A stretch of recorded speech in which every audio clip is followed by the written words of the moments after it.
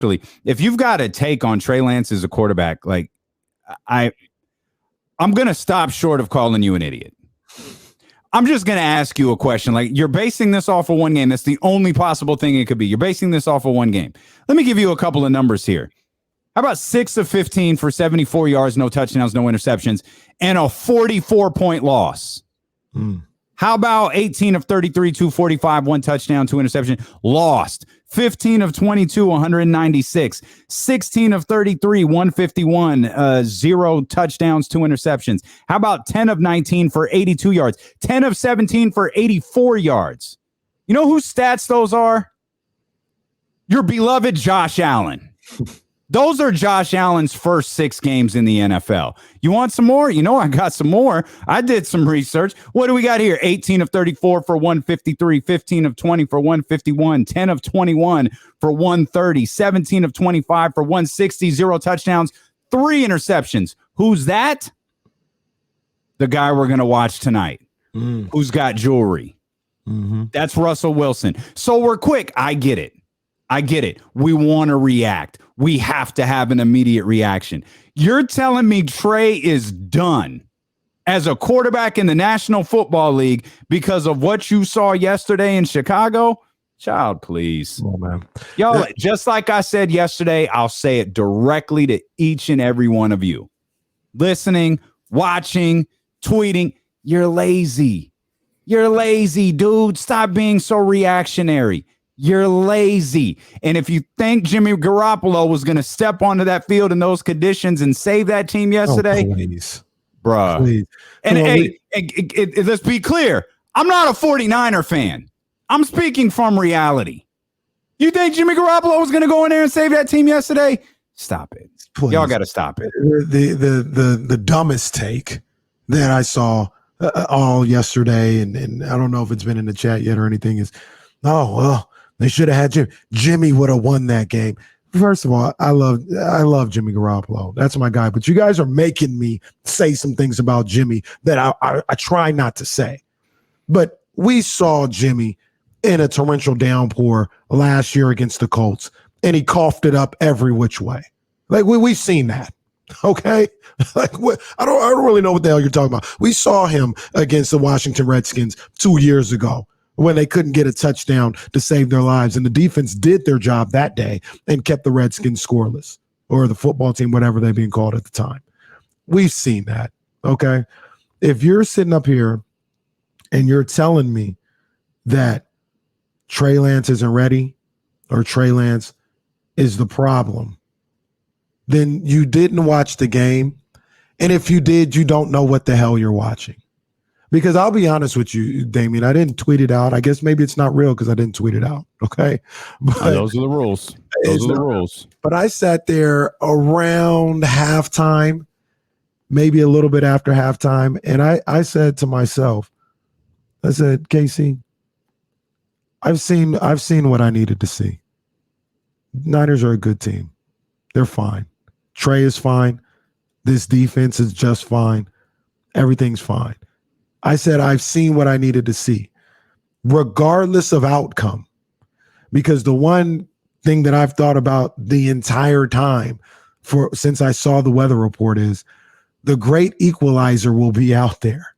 And that's Mother Nature. And I said, I was texting with a couple of homeboys. I was like, if it was 75 and sunny, this is not to disrespect or take away from the win or whatever. The Bears played in the same condition yesterday.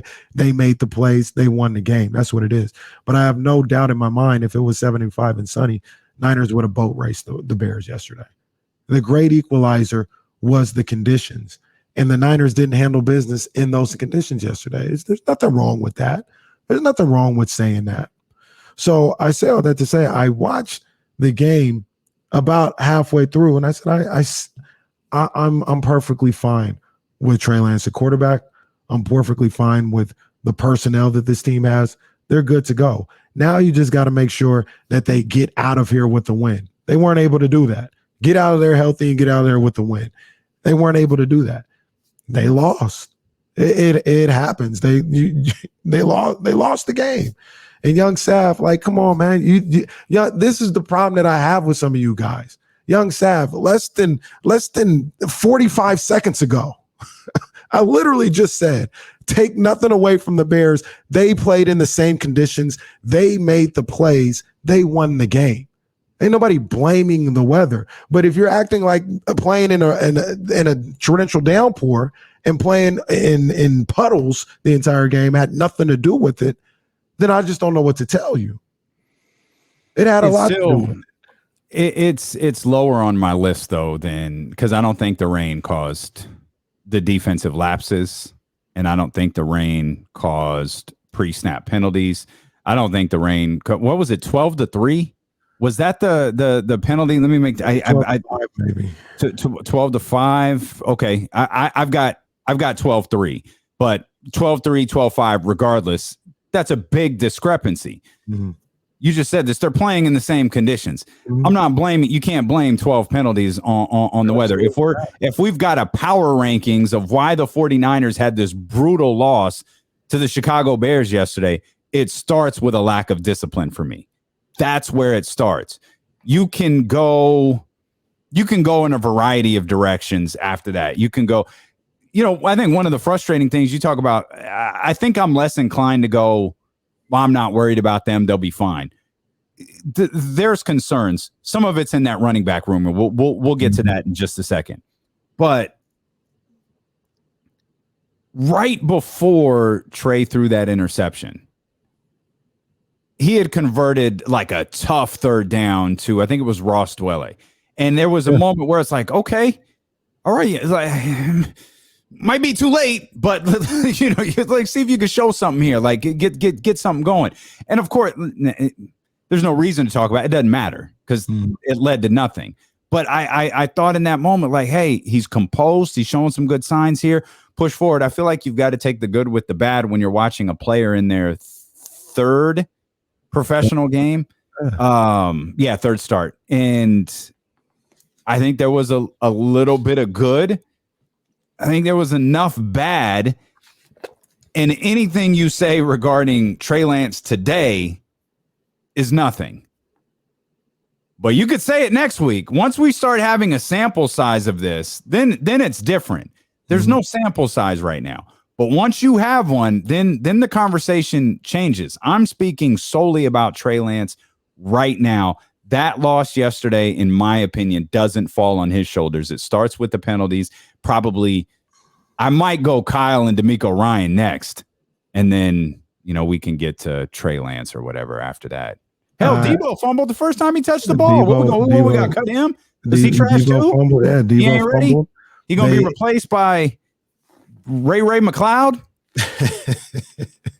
I'm asking. You ain't allowed to make mistakes. Like I said, Trey Lance, he looked fine yesterday. He didn't look great. He didn't look terrible. He looked just fine. Like that's what I took out of yesterday. The 49ers left opportunities on the field early in that game to kind of put the Bears away. They just didn't do it. They just didn't do it. And there's no smoking gun. At the end of the day, it's on those players out there on the field. It's not on Kyle. It's not on D'Amico Ryans, in my opinion. The players made mistakes out there and didn't capitalize on what they were supposed to do.